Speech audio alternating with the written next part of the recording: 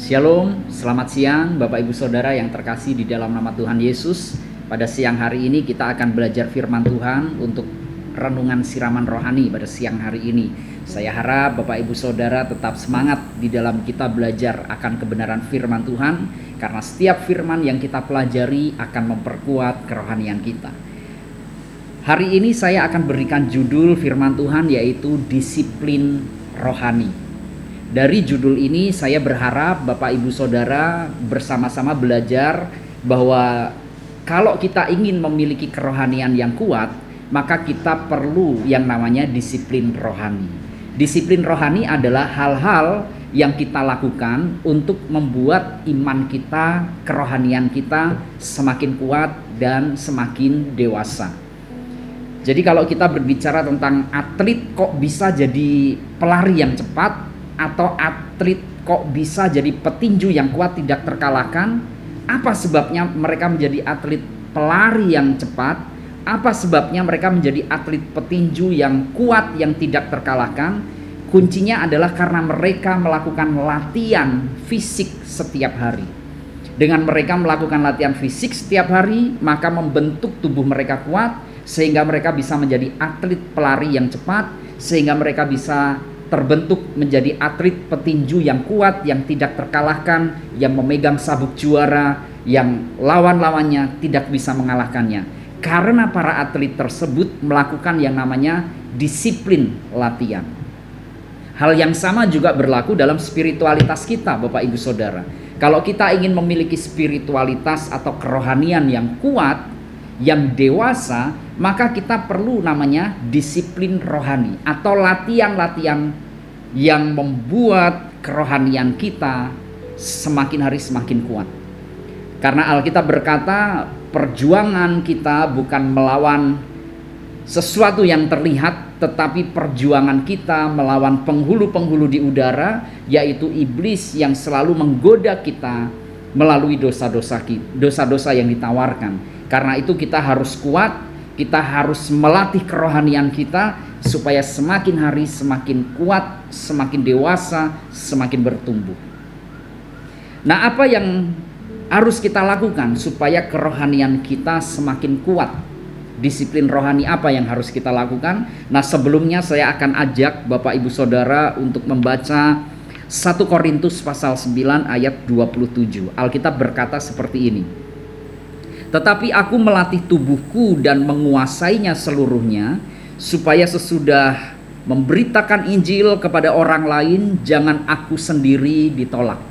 Saudara, Rasul Paulus di dalam 1 Korintus pasal 9 ayat 27 mengatakan bahwa Rasul Paulus melatih tubuhnya sedemikian rupa, menguasai tubuhnya, supaya ketika dia memberitakan Injil, Injil itu bisa diterima, dan jangan sampai Rasul Paulus ini menjadi cuman orang yang bisa memberitakan Injil, tetapi juga menjadi teladan di dalam kerohanian yang ada.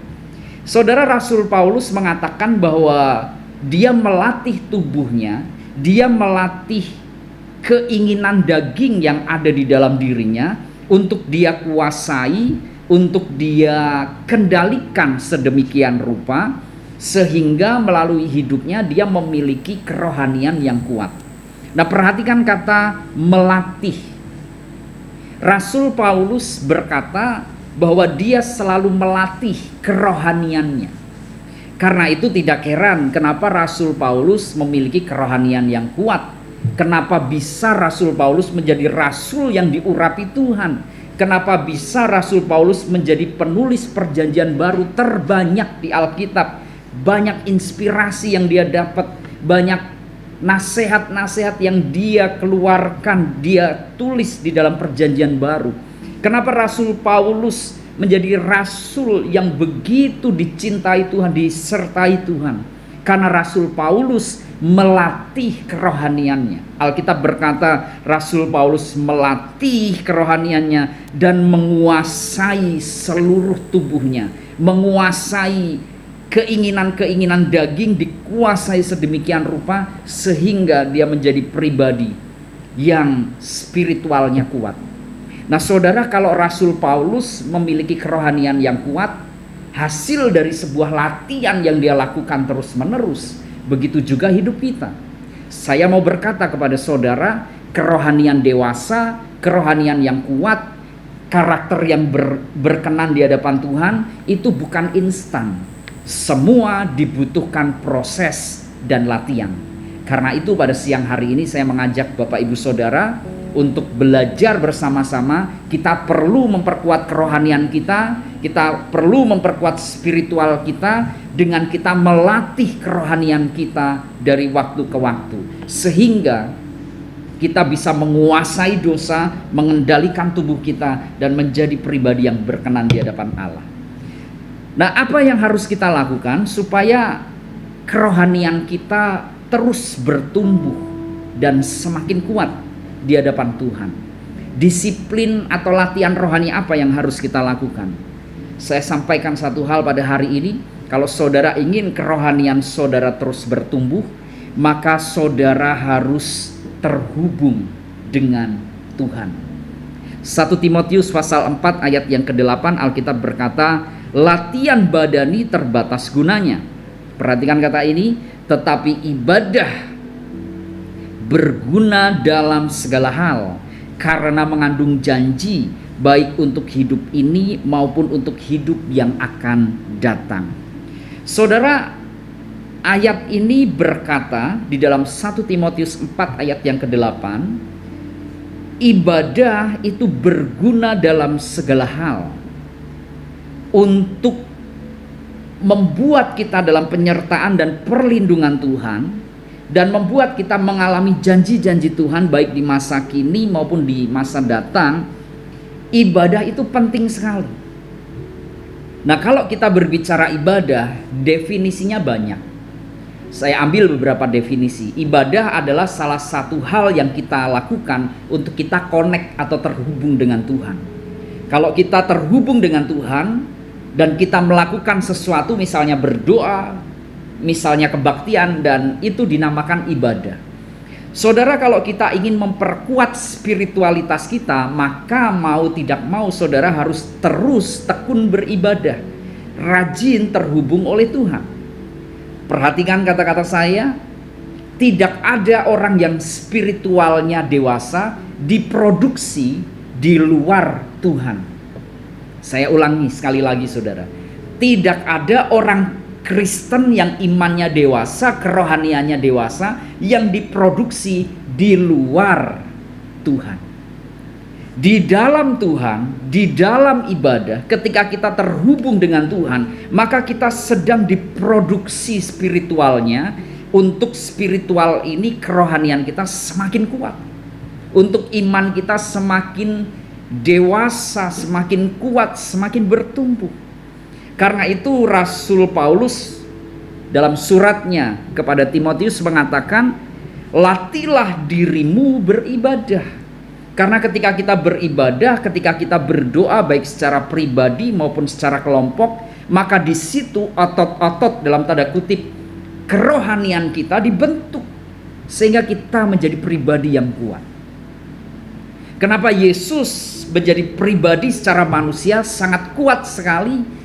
Ketika dia diperlakukan buruk, dia bisa merespon dengan berkata, Bapa ampunilah mereka, karena mereka tidak tahu apa yang mereka perbuat. Ketika Yesus di tanah kelahirannya memberitakan Injil, diusir, Yesus tidak baper, tapi Yesus pergi dan berkata, nabi di kampung halamannya tidak dihormati. It's okay, Yesus tidak baper, karakter Yesus kuat, spiritual Yesus kuat.